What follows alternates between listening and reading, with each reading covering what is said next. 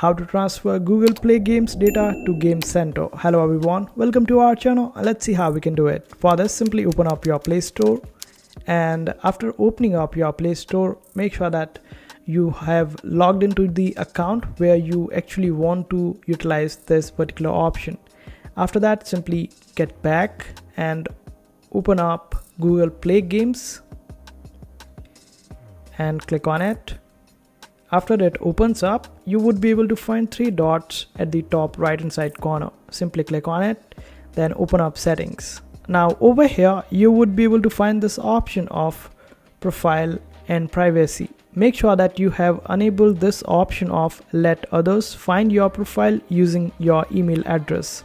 Simply turn it on, and after that, in this section of everyone can see your game activity, make sure that you have selected everyone over here, and in the last section just simply click on it and make sure that you have selected yes over here, and this way you would be able to transfer Google Play Games data to Game Center. I hope this video was helpful. Make sure to hit that like button and also subscribe to our channel for more helpful videos.